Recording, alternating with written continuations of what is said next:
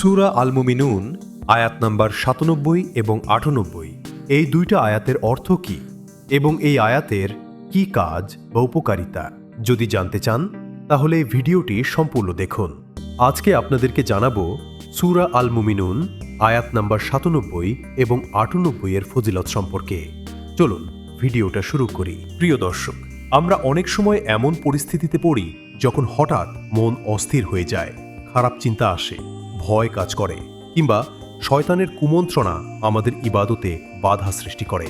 ঠিক এমন সময় আল্লাহ আমাদের জন্য কুরআনে একটি শক্তিশালী দোয়া শিখিয়েছেন। এই আয়াত দুটি রয়েছে পবিত্র কুরআনের ২৩ নম্বর সূরা আল মুমিনুন। প্রথমে আয়াত দুটির আরবি পাঠ শুনুন।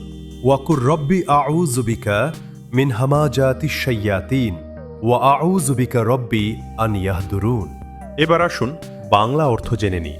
বাংলা অর্থ: হে আমার প্রতিপালক, আমি আপনার কাছে আশ্রয় চাই শয়তানদের কুমন্ত্রণা থেকে, আর আমি আপনার কাছে আশ্রয় চাই, হে আমার রব, তারা যেন আমার কাছে উপস্থিত না হয়। সুবহানাল্লাহ। কত সংক্ষিপ্ত কিন্তু কত গভীর একটি দোয়া। এখানে হামাজাতিশ শায়াতিন বলতে বোঝানো হয়েছে শয়তানের কুমন্ত্রণা, কানে ফিসফিস করে খারাপ কাজের দিকে আহ্বান করা, সন্দেহ সৃষ্টি করা, গুনাহকে সুন্দর করে দেখানো।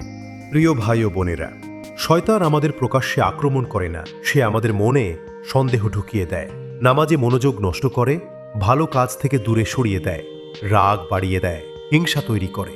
তাই আল্লাহ আমাদের শিখিয়েছেন সরাসরি তার কাছেই আশ্রয় চাইতে। এই আয়াতের বিশেষ ফজিলত ও উপকারিতা কি? প্রথমত, এই দোয়া শয়তানের কুমন্ত্রণা থেকে সুরক্ষা দেয়। যখন আপনার মনে খারাপ চিন্তা আসে, ইবাদতে মন বসে না বা অকারণে ভয় লাগে, তখন এই দোয়াটি পড়ুন। দ্বিতীয়ত, এটি মানসিক শান্তির জন্য অত্যন্ত কার্যকর একটি দোয়া, কারণ আপনি সরাসরি আল্লাহর কাছে সাহায্য চাইছেন। তৃতীয়ত, যখন কেউ মনে করে তার চারপাশে নেতিবাচক প্রভাব কাজ করছে, অকারণে ঝগড়া বিবাদ বাড়ছে, তখন নিয়মিত এই দোয়া পড়লে আল্লাহ সেই অশুভ প্রভাব দূর করেন। চতুর্থত, এই দোয়া আমাদের ঈমানকে মজবুত করে, কারণ এতে আমরা স্বীকার করছি একমাত্র আল্লাহই আমাদের রক্ষা করতে পারে। এখন প্রশ্ন হলো, কখন এই দোয়া পড়বেন? নামাজের আগে বা পরে, ঘুমানোর আগে, রাগ উঠলে, খারাপ স্বপ্ন দেখলে, কোনো গুরুত্বপূর্ণ কাজ শুরু করার আগে, যখন মনে হবে শয়তান আপনাকে বিভ্রান্ত করছে। বিশেষ করে সকালে ও রাতে ৩ বার করে পড়া খুবই উপকারী। প্রিয় দর্শক, অনেকেই জিজ্ঞেস করেন, এই আয়াত কি বিশেষ কোনো সমস্যা সমাধানে কাজ করে? উত্তর হলো, এটি মূলত শয়তানের কুমন্ত্রণা থেকে আশ্রয়ের দোয়া। এটি কোনো তাবিজ নয়, বরং আল্লাহর উপর নির্ভরতার প্রকাশ। মনে রাখবেন, কুরআনের প্রতিটি আয়াতই বরকতময়, তবে এই আয়াত দুটি বিশেষভাবে আমাদের আত্মিক সুরক্ষার জন্য অত্যন্ত গুরুত্বপূর্ণ। যদি আপনার জীবনে হঠাৎ করে ইবাদতে অনীহা আসে, গুনাহ বেড়ে যায় বা অকারণে মন খারাপ থাকে, তাহলে নিয়মিত এই দোয়াটি পড়া শুরু করুন। ইনশাআল্লাহ আপনি পরিবর্তন অনুভব করবেন। আরেকটি গুরুত্বপূর্ণ বিষয়, এই দোয়া পড়ার সময় অন্তর থেকে অনুভব করুন যে আপনি সত্যিই আল্লাহর কাছে আশ্রয় চাইছেন। শুধু মুখে পড়লেই হবে না, হৃদয় দিয়ে বিশ্বাস করতে হবে। প্রিয় ভাই ও বোনেরা, আজকের ভিডিও থেকে আমরা শিখলাম সূরা আল মুমিনুনের ৯৭ ও ৯৮ নম্বর আয়াত হল শয়তানের কুমন্ত্রণা থেকে বাঁচার শক্তিশালী দোয়া।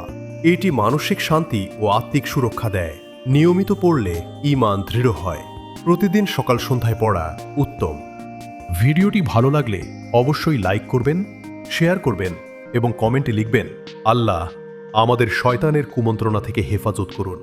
এবং যদি এমন আরও কুরআনের গুরুত্বপূর্ণ আয়াত ও দোয়ার ফজিলত জানতে চান, তাহলে আমাদের চ্যানেলটি সাবস্ক্রাইব করতে ভুলবেন না।